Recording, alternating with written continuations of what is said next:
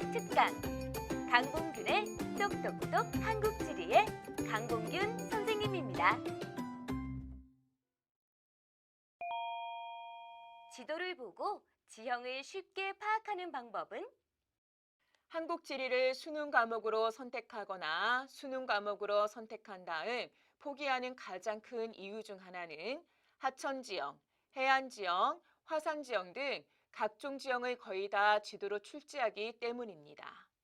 사회문화나 윤리처럼 글로 출제하는 과목의 경우에도 그 의미를 파악하지 못하는 경우가 많은데 지도라니요. 무수히 많은 선들이 그려져 있고 각종 기호까지 빼곡하게 들어가 있는 지도를 보면 그냥 머리가 깜깜해지고 어지럽습니다. 내 눈에는 그저 다 같은 곡선으로 보이는데요.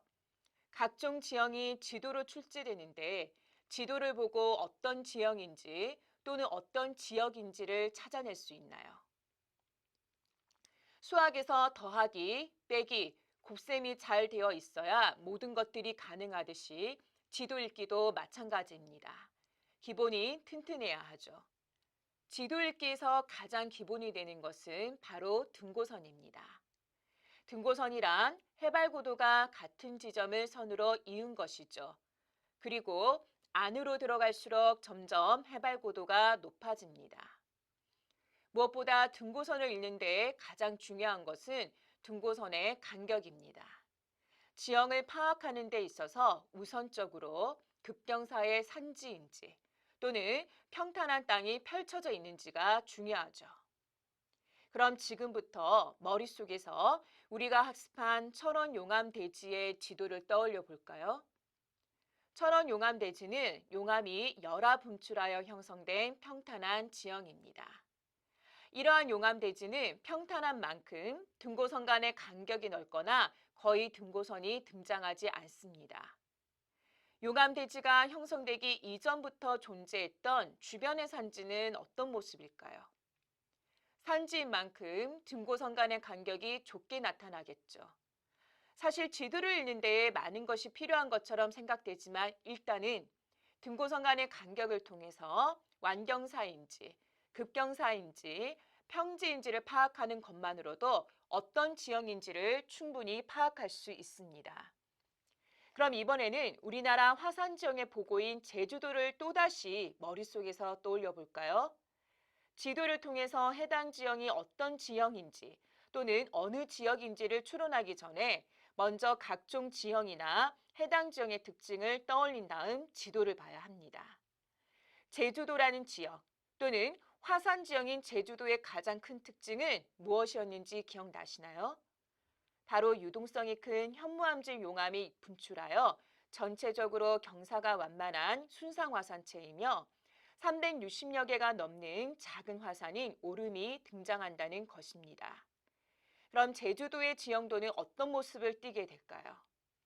전체적으로 순상 화산체인 만큼 등고선 간의 간격이 넓게 나타나겠죠. 그리고 이런 순상 화산체 위에 수많은 크고 작은 화산인 오름이 분포하는 만큼 곳곳에 등고선 간의 간격이 좁은 산재들이 산지에 있겠죠. 무엇보다 남한에서 해발 고도가 가장 높은 한라산 정상에는 화구호인 백록담이 위치했습니다. 화산 지형의 화구, 그리고 카르스트 지형의 돌리네나 우발라처럼 해발 고도가 낮아지는 경우에는 일반 등고선이 아닌 저하 등고선을 사용하죠. 그래서 저하 등고선이 그려져 있는 지도의 지역은 화산 지형이거나 카르스트 지형이라는 것을 추론할 수 있죠. 지도에서 등고선 간의 간격을 통해서 전체적으로 해당 지형을 추론할 수 있습니다. 그리고 지도의 기호를 통해서도 여러 지형을 추론할 수 있죠. 제주도의 해안 지역이나 하천 주변에는 용암이 급격히 식어 형성된 육각형 모양의 기둥 절벽인 주상절리가 발달되어 있습니다. 철원 용암 대지도 제주도와 마찬가지로 주상절리가 발달되어 있죠. 그래서 이러한 절벽을 나타내는 기호를 제주도와 철원 용암 대지의 지도에서 쉽게 볼 수 있겠죠. 이러한 지형을 보다 더 쉽게 파악하려면 실제 지형을 나타낸 그림이나 사진을 보는 것이 도움이 됩니다. 각종 지도가 등장해서 너무나 어려워 보이지만 오히려 한국 지리는 실제로 우리가 살면서 여행하면서 보게 되는 각종 지형을 배우는 재미있는 과목일 수도 있어요. 여름에 즐겨 찾는 해수욕장, 우리나라 사람들이 가장 많이 찾는 주요 관광지인 제주도. 지도만 보면 머리가 어지럽죠. 그런데 이러한 각종 지형을 나타낸 그림이나 뜨끈뜨끈한 실제 사진을 함께 놓고 본다면 마치 여행을 다니는 것처럼 즐거운 마음으로 한국 지리를 공부할 수 있고 각종 지형도 보다 더 쉽게 파악할 수 있답니다. 평면으로 나타낸 지도를 통해서 실제 지형을 파악하는 게 쉽지 않으므로 반대로 실제 지형의 사진을 본 다음에 이러한 지형이 지도에 어떻게 반영되어 있는지를 파악하면 되는 것이죠. 마지막으로 실제 기출문항에서는 하나의 지도가 아니라 두 장의 지도를 제시한 다음 여러 지형을 비교하는 경우가 많습니다. 이러한 문제를 푸는 데 있어서 중요한 것이 역시나 기호입니다. 제주도는 현무암의 전리의 발달로 지표수가 부족해 고온다습한 환경에서 자라는 벼농사에 불리합니다. 그래서 물을 적게 필요로 하는 밭이나 과수원으로 이용되죠. 그래서 지금까지 출제된 제주도의 지도를 보면 농기호는 거의 보이지 않고 밭기호만 보입니다.